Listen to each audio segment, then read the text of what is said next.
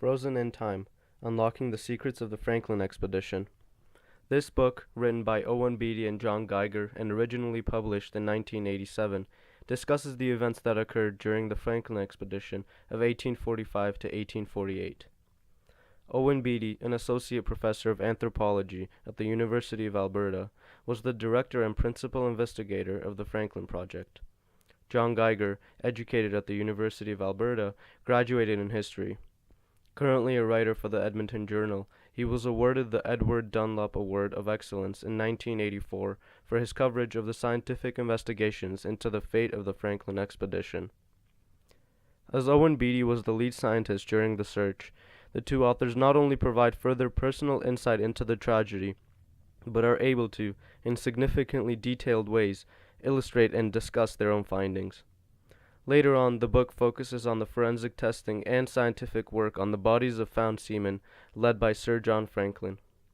The book takes on an informative tone, providing the readers with an in-depth understanding of the history, examination, and general events of the Franklin expedition.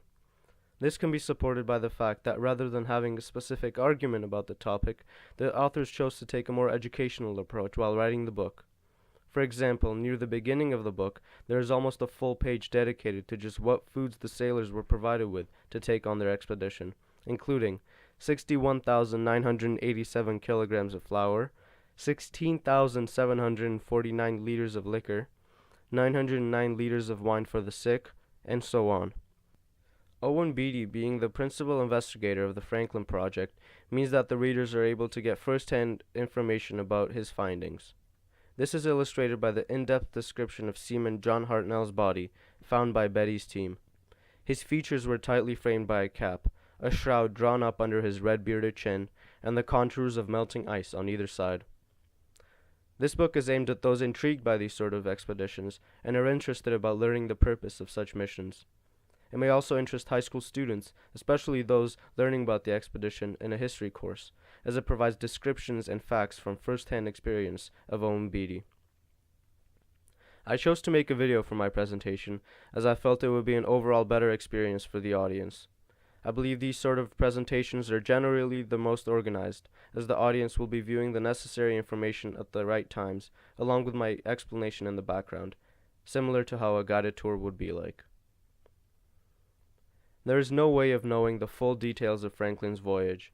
It is only through the courage of 19th century researchers who commanded and manned several dozen major expeditions and challenged the ice-clogged channels and bitter cold as Franklin had, that a sketchy outline of the failed journey exists.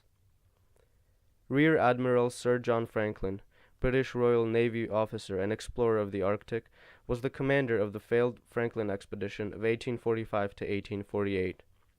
He passed away on June 11, 1847, trapped in ice with his crew at King William Island, making this expedition his fourth and sadly his last. Initially, the expedition was planned to explore the last unnavigated section of the Northwest Passage. The ships, HMS Erebus and HMS Terror, were the ones planned to sail the crew of 24 officers and 110 men from Greenhithe, England, on the morning of May 19, 1845. The ships were fitted with the most advanced technology of the time, equipped with bows reinforced with heavy beams and plates of iron, an internal steam heating structure to keep the crew warm, and retractable propellers and rudders. The ships were every seaman's dream method of transportation. After the ships initially set sail, they met two whaling ships, one named Prince of Wales and the other Enterprise. This was in fact the last time the crew had any contact with the outside world. Captain Dannett of the Prince of Wales recorded in his log, "Both ships' crews are all well, and in remarkable spirits, expecting to finish the operation in good time. They are made fast to a large iceberg, with a temporary observatory fixed upon it."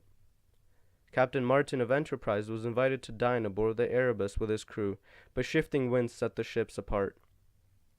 In early August 1845, Franklin and his crew lost contact with their world. They would never return from their new world, imprisoned in ice and snow. Initial unease about the crew's disappearance first crept into the minds of officials at the British Admiralty in London at the end of 1847. Little did they know their worst nightmares had already played themselves out, and that no one would return from the expedition.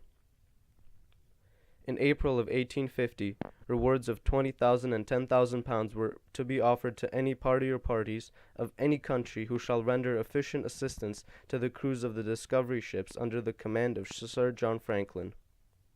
When autumn came around, a fleet of ships were combing the Arctic waterways for any sign of the vanished explorers.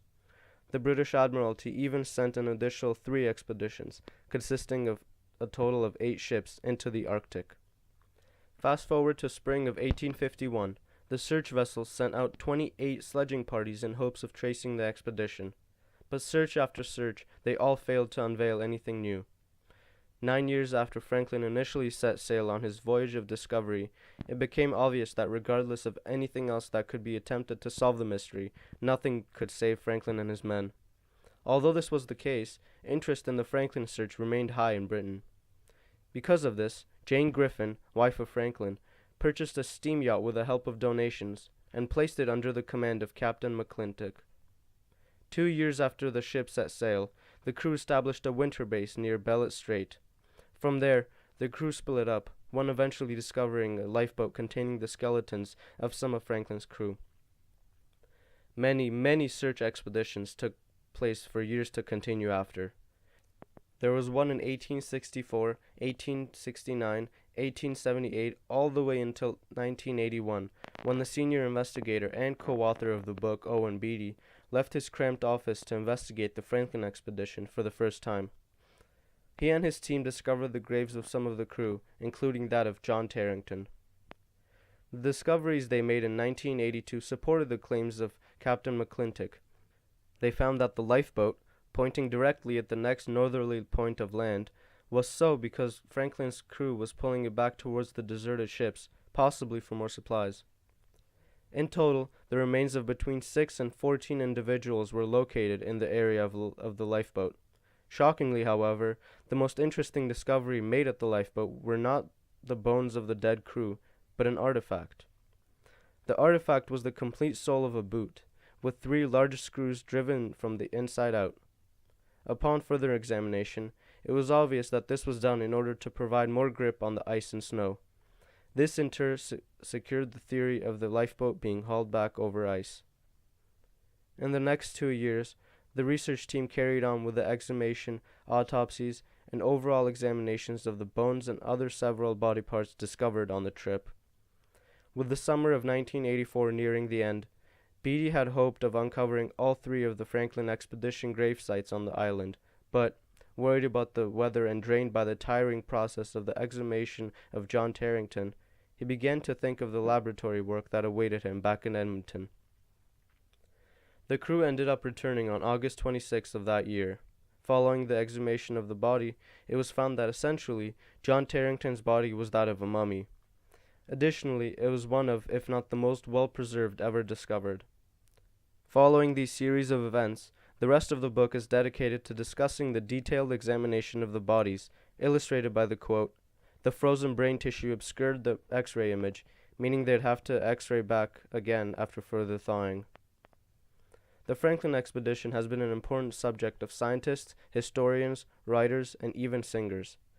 It is essential for anyone interested in history to be educated about this event, as it was a very meaningful one, with the interest in it lasting for over 150 years.